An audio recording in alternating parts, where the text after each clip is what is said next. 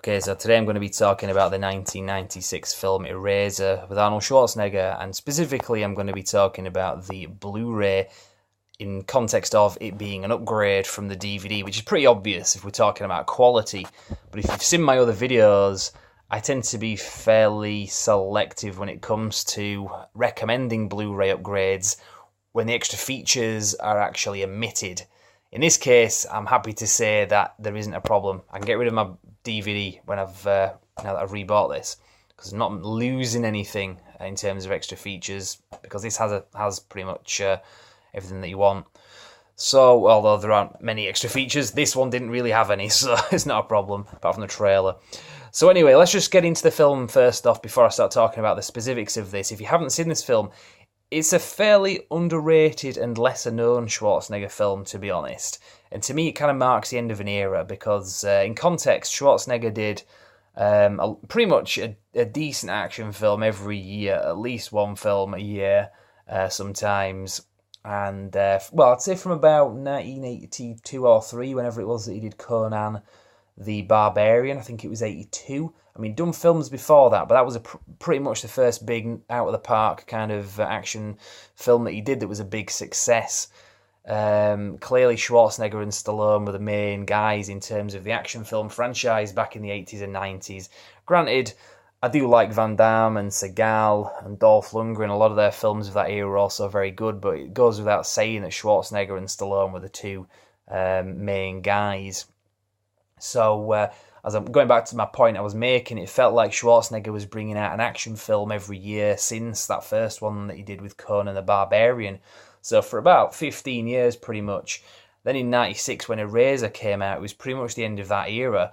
He didn't really do any other decent action films for about 3 years when he did End of Days in 99, which I remember at the time felt like a big comeback, even though it was only 3 years of a gap, but it just goes to show he was that consistent with films. A 3-year gap was noticeable.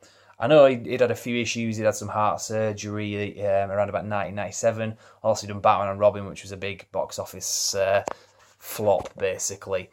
So this was, like I said, the end of that era. But it was a good one to go out on anyway. And like I say, he did do some good stuff since then. But that sort of 15-year window really was him at his best. And this was the end of that.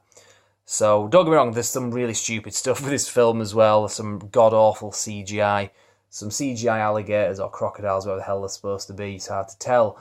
But there's a bit where he jumps out of a plane basically with a parachute, and the plane then kind of veers round because the people that are flying the plane want to kill him. Hence they threw him out of the plane in the first place, but he's got a parachute, so he didn't die. So what they do is they swing around, try to fly into him and splatter him. It looks really ridiculous, and as they're kind of approaching him, he pulls out a Desert Eagle and shoots the pilot of the plane. It has to be seen to be believed. It's ridiculous as hell, but it's awesome as hell at the same time, and it's Schwarzenegger. So yeah, really dumb action, but it's great.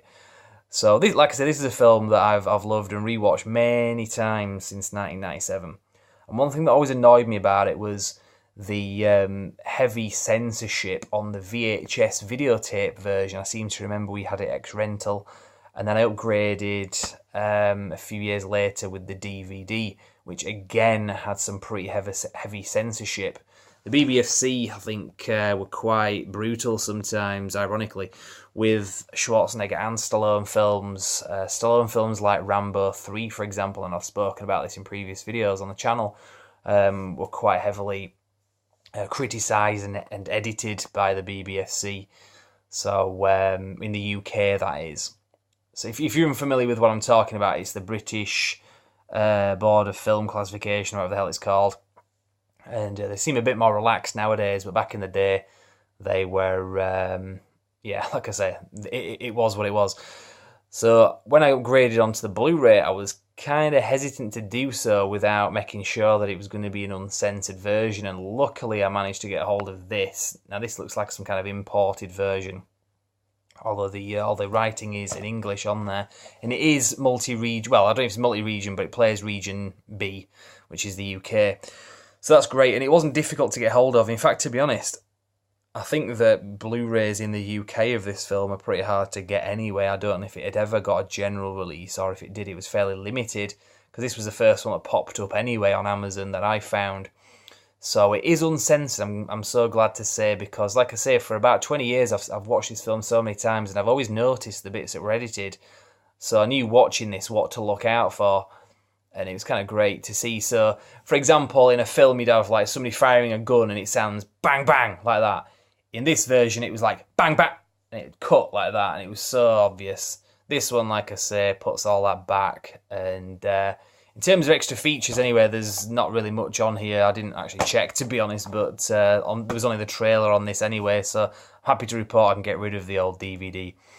So, like I say, if you haven't seen this film, give it a watch. It does seem like it's quite a lesser known one, and maybe with that, maybe underrated, I don't know. The artwork on this thing seems to be, notice a bit of a similar pattern there.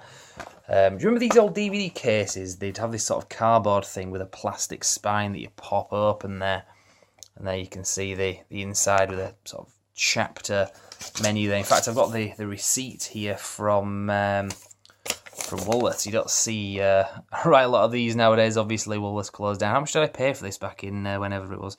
2003, $8.99. There you go. So about the same price as the Blu-ray, to be honest. So there you go. Anyway, now finally, I'll just say some of the other good stuff about this film are the co-stars. Vanessa Williams is very good in this film. Really great actress generally. There's also Robert Pastorelli, who has been in quite a few decent things. James Coburn's got a bit part in this, and James Caan plays a pretty good bad guy in this too. James Caan was in films like The Godfather, the first one.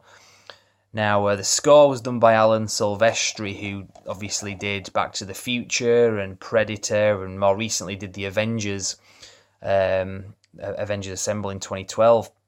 And the film was directed by Charles Russell, who also directed The Scorpion King with Dwayne Johnson back in 2002. He also directed The Mask with Jim Carrey in 1994.